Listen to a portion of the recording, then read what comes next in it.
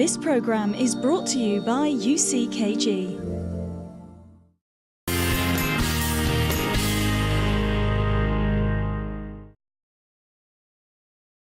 Welcome back on today's show, Coping with Rejection. Now, we've been discussing how to build resilience to rejection. And joining us in the studio is a woman who knows how to communicate for success. Best-selling author and business coach, Kay White. Welcome to the studio, Kay. Thank you. So glad to have you. Now, Kay wrote this wonderful book, The A to Z of Being Understood. Kay, what led you to writing the book? That's such a question. When enough people tell you, you should write some of this stuff down. I was working with clients individually, and I would have these sort of snippets and ideas for them and strategies. And someone said, when enough people say the same thing, you know, where can I find out more? Where can I read about this? I wish you'd write this down.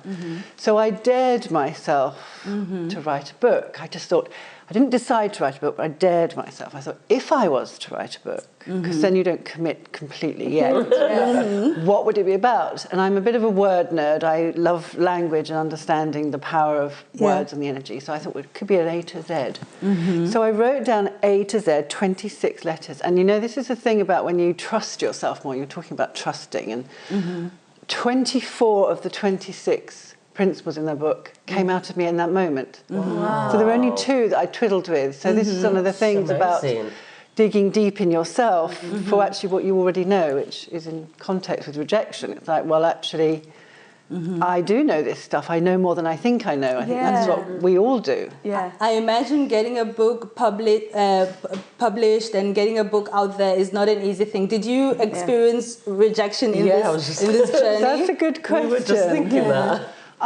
So there's the thing, you create something like that and you don't know whether anyone's going to get it, to read it. I would sit every morning from 5 until 6:30 writing like Yoda with a dressing gown, and I was thinking, what if no one cares? What if? But actually, I think to some of your points that you've raised already, if you care enough, you just have to trust that everyone else is going to get it, or the people that need it will find it. And one of the things as well about testing yourself is I actually was teaching some of the principles in the book on a course while I was still writing it. So I was a couple of weeks ahead of my clients who were learning from me in this way.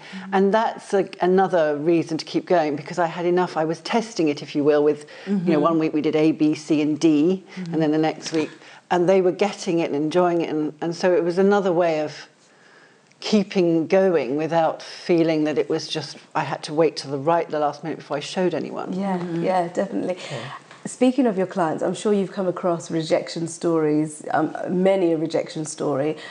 In your opinion, why do you think some people bounce back and others just simply say, you know what, I'd give up? You know?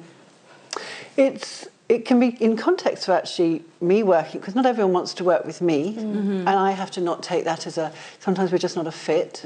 I don't want to work with everybody. And then when a client will, you know, oh, I went for that promotion, or I built myself up and I prepared and I did all the things we said, and they've said no, and I'm like, well, okay, now what are we going to do? That's the kind of, no doesn't have to mean no. It could mean not now. It could mean not me. I haven't got the power to give you the decision. It could mean not today. It just could, you know, what's the next thing you can do? And you've talked about that resilience, which, again, it doesn't have to stop you in your tracks. You can have a cry and swear and throw rocks like one of the women in the... And I thought that was a really good thing, because you're getting rid of negative energy. And then you're like, OK, so now what am I going to do? Versus letting it hold you down. I'm interested to know, how do you think people get stuck in their careers? And basically, how would they unstuck themselves? You know, how would they break free from it? There are so many factors, as you can imagine, the environment you're in and how you've been brought up to think about yourself, some of the things that you've experienced. But being stuck is a decision. And if you think about it like that, it is being, you know, it's like, oh, I'm so stuck and no one will do this. And it's like, well, actually, what are you doing? And one of the things, particularly in your career, I have an expression, I say, who's driving the bus? Because if you're not driving the bus, someone else is, and no one else is going to be more interested in your career than you should be. Yeah. Right. And you know, I've asked a woman once, I spoke to a big group, and I asked the women in the room who feels that they're driving the bus in their career. And a number and a number didn't. And one woman said, "Okay, I'm not even in the terminal. I'm so far away from the bus seat." And you know, that gives you, so to answer your question, I think I know it can sound trite, but it is a decision to think I'm stuck. It's like, well, to your point when you said you're resourceful, Motti, it's like, well, if your resourceful self was coming into play, what would I be doing? Yeah, yeah, I love that. Yeah. I see. I'm into people, so I'd like to ask you a personal question. How did you use your personal skills to create a new career for yourself? I love that, Gemma. I probably threw a few rocks myself at different points. I got so stuck, and I knew I was, and I decided I couldn't do what I was doing anymore. I needed to buy myself some time, so I had enough, if you will, income as a cushion for 6 months to decide, you know what, I was in the fray of a very full-on insurance broking career, and there wasn't time to think, how can I recreate myself? So I took 6 months out. I worked for the British Heart Foundation for a little while as a part-time, and I started to look at, well, what do people keep telling me I'm good at?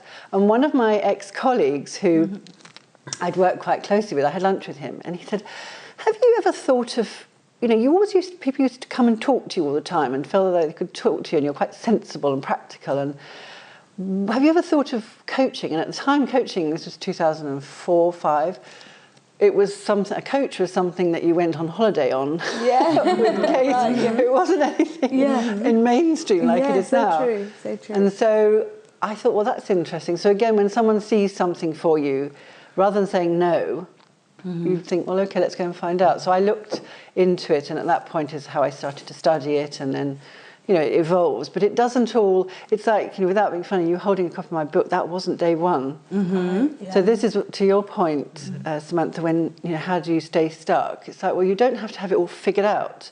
You just have to take a step and then another one. This is it, I agree with that. Yeah, and can I ask you, you know, have you always been this confident? Because when I think about insurance, I think that is a cushion, because, you know, you've got this income coming in and you've got a set career, you've probably done it for a number of years, you've got the experience, and all of a sudden to say, actually, stop that. Because there are so many people that are unhappy in their careers, but, you know, to actually leave your comfort zone and to say, I'm not going to do this anymore. I'm going to take time out to think. Already I'm kind of having palpitations, like, oh my goodness, okay. And then it's like, I'm going to do something completely different. And as you say, coaching, it wasn't regulated. People didn't really know about it. You know, did you always have this confidence, or did you build it within yourself? Where did that come from?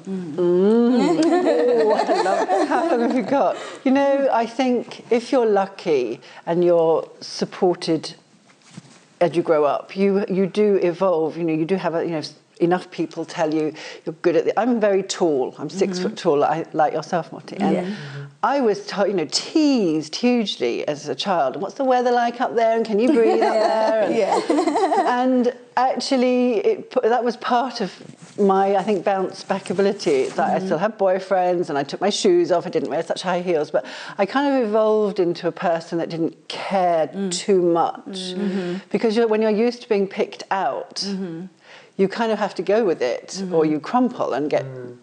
So to your point, I would say, Gemma, it's something that evolves constantly, and I have done enough of what I now do, hosting live events, working with clients, being on shows, to test myself enough. And you know, one of the things I think, it's a mind game, as we know, an inside job, is what can I learn this time? Like coming on your show today, I'm honoured to be here. Thank you. And yet at the same time, I'm going to learn loads from these women, from what you're saying, and approaching things in a more open way. So approaching my resignation, I did have 3 months' notice. So that gave me the mental space to think, okay, I've said I don't want to do this anymore, and I've got 3 months to really kind of, and the pressure starts to slightly go down as far as the work is concerned, because they know you're leaving. So then you have 3 months to adjust to that. Even if it's a month, it's still, the clock's ticking. It's one of the first things I ask my clients. If you're thinking of something different, or your promotion doesn't come off, what's your notice period? And so many women have no idea what it is. So I think it's a month, it could be 2. It's like, find out, because we need to understand. It's all part of, to your point about being resourceful. What have I got to work with as a cushion, as time, as those kind of things. So I wouldn't say I was born this way, in the words of Lady Gaga, but it's developed. It's developed. The circumstances in your life helped you develop it. Yes. So now you talked about being the driver of your career. Like I'm imagining women at home are thinking, what do I do to be the driver? Where do I start? So how can you, like, what advice can you help them for them to start being in the driver's seat, or even identify whether or not they are? Where it is. I think the first thing is really to look closely at what it is you love to do. When I'm being brilliant, that's a really good question. That's a statement to finish a few times. When I'm being really brilliant, or when I'm in my brilliance, which we're not taught to think like that. And I know what I'm doing when I'm in my brilliance, and I know what I'm doing when I'm really not in my brilliance, when I'm crumpled. And so to start thinking, what do people keep telling me I'm good at? What do people keep saying, you should do more of that? Or how come you make that? They're starting to point to things that you're good at. So even if you're, in that situation where you've been out of the workplace for a while, for whatever reason, it's like, well, what do I just do naturally? Resourcefulness, like you use, is a huge thing. Confidence, reliability, loyalty, practical. Asking yourself and asking others around you that you trust, that's another good thing. Ask sort of 5 to 6 people around you. When you think of me, what do you think of my greatest strengths? When you think of me, what are areas for development for me? And people get scared about asking these questions, but actually that's where the magic is. When you think of me having a special gift, what do you think that special gift is? And if you ask people you trust, they don't have to be your best friend who's only going to want to tell you the great things. Maybe she will be honest too. But to ask people around you, maybe your ex-boss, maybe a colleague, they start to point to things that you don't really recognise are valuable. That's what I've realised. It's one of the most powerful things you can do for yourself, because you start to use their language in your CV, on your LinkedIn profile, because you can own it, because other people have seen it for you. And that's brilliant advice. Because sometimes, what you said is very important, because sometimes we get this feeling of, if I'm talking about my brilliance, then I'm being arrogant. And so we kind of shut down that internal dialogue. No talking about your brilliance. You're being too arrogant. Come back to earth. And so it's really good for women to build this in themselves, because that's what's going to determine their career path, and that's going to help them figure out what to do. Thank you so much, Kay, for this brilliant, wonderful advice. It is brilliant. When you're in your brilliance, you're so welcome. Thank you. It was a pleasure to have you, and we've certainly learned a lot from you. So thank you very much. Thank you. We're going to take a short break, but don't go away, as we'll be back with more on coping with rejection.